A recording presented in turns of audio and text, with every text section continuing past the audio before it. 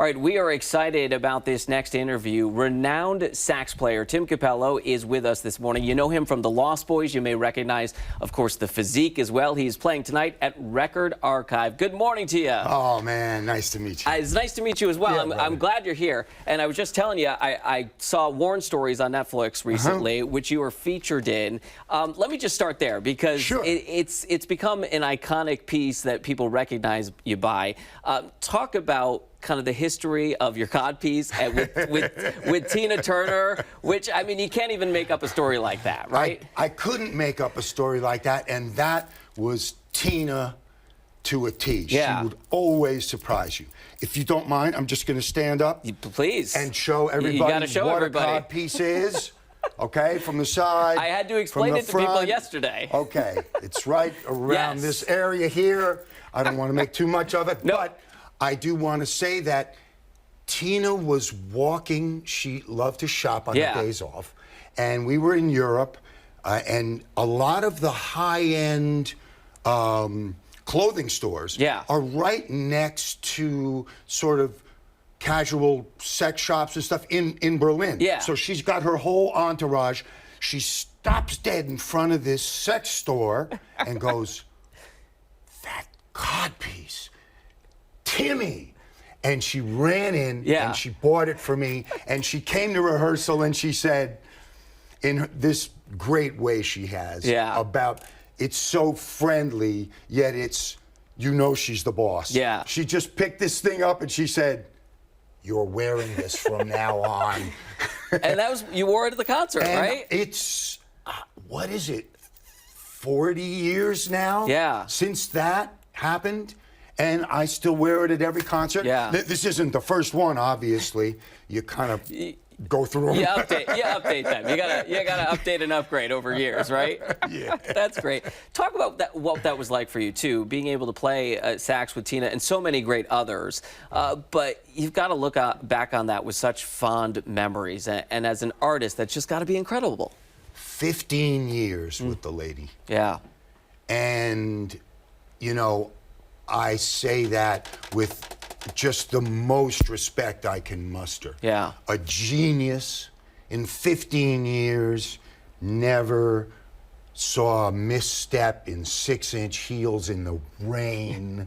Just an incredible performer. Heard a bum. I mean, and such a great way of directing a band to get what she wanted through emotion.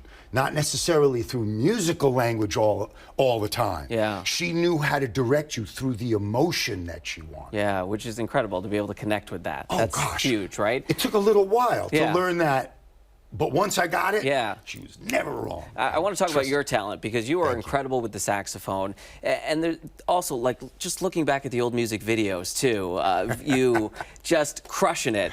The moves, the saxophone, there are iconic moments in music history. Do they feel that way to you, or is it just that it's just what you were doing at the time? That is precisely it. You're so busy.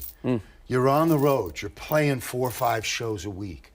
You're traveling every day. It's like, it's kind of, I always think of it, if you're going to keep your health during that and work out, eat well, all that, I kind of think of it a certain way in a warlike situation, because you don't let that slip. Yeah. You do not let that slip. You keep yourself practicing every day. You keep yourself working out every day. You keep yourself eating well. I would bring a full kitchen with me so that I didn't have to eat fast food. And, you know, I still do those things to this day. Yeah.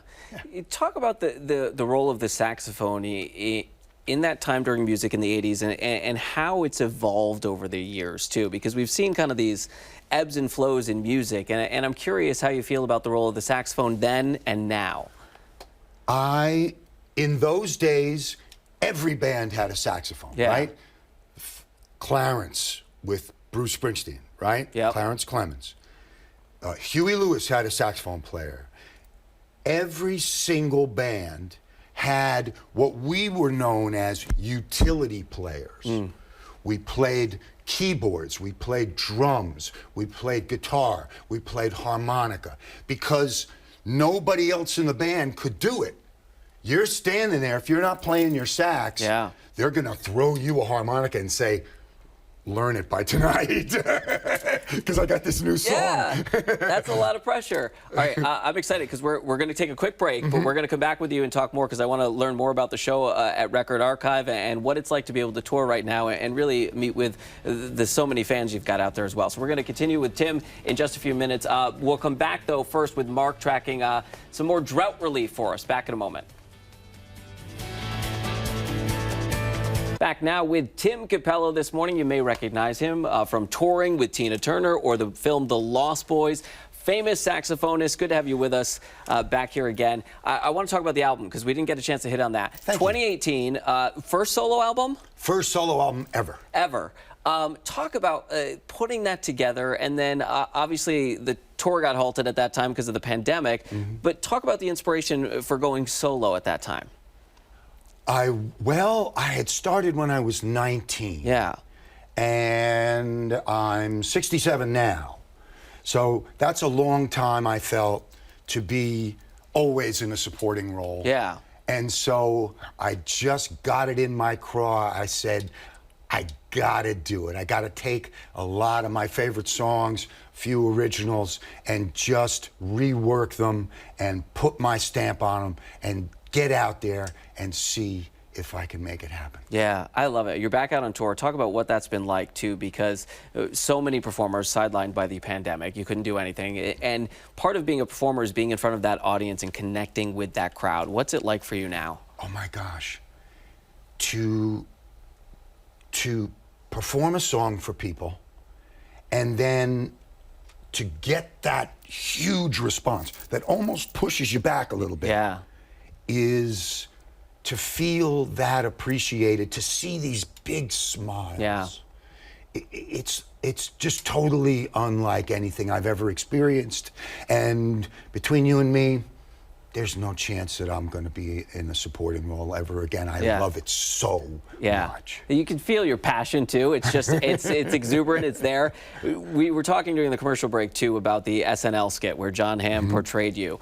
And you said after that, which there's no better, you know, it's so flattering when you get impersonated by SNL. You know you've made it then. But you're talking about how kind of a new generation discovered you at that point, and that was in 2010. I very rarely see anybody my age at my shows. They're all what would be my grandkids' age.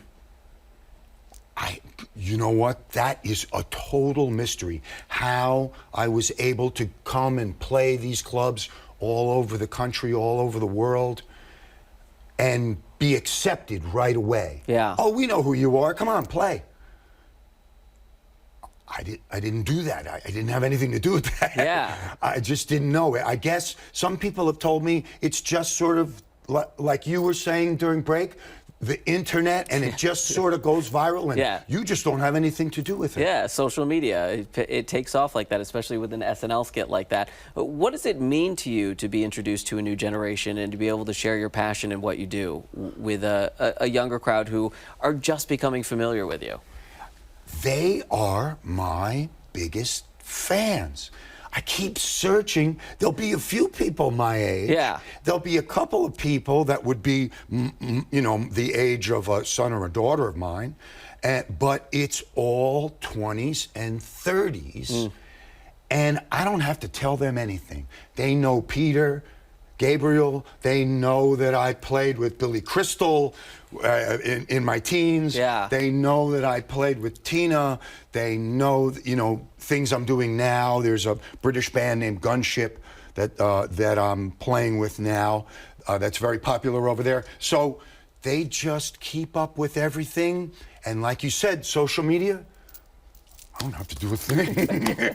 They've done their research. They know about you. I see people, my record. Hello, everybody. Yes. Blood on the Reed, Tim Cappello. I'm going to be very, very unhumble and plug my CD, Blood on the Reed, because I played My sister and I sang the backgrounds, but I played every single note on this. I'm very proud of it. Yeah. And because of COVID, everything got sidelined, so now I'm out promoting it. Yeah, you got to be out promoting it. Let me ask you this, because you've been doing this a long time. You've still got the energy, the passion. What keeps you going with this? Why now still traveling, still out there, still performing?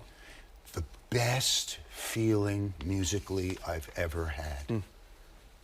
It just keeps me going. If I'm super tired and I've got a 6-hour drive to the next gig, I just know that for that, and you know, music has changed a little bit. Yeah. It's changed a little bit. You go and you play your show, but then you go and you have meet and greets. Yeah. And you meet people, they buy t-shirts, they buy pictures, or they just want to come and say, your song from the Lost Boys, I still believe, got me through a very bad time. Yeah. Or it helps me in the gym. Or, you know, these things where you actually meeting your fans is a huge part of my gig days. Yeah. Knowing the impact you made on people. Wow. Makes a difference, right? Wow. Keeps you going. You're just right on the money with that one. Yeah. It is like nothing else. The show, Record Archive, right? Yes, the Record Archive tonight. Awesome. Tim, such a great pleasure having you here. I'm so excited you joined us on Good Day Rochester ahead of the performance at Record Archive. It was great to meet you. Oh, great to meet you. I love your too, energy. man. Very nice to meet you. Thanks for so coming in much, this brother. morning.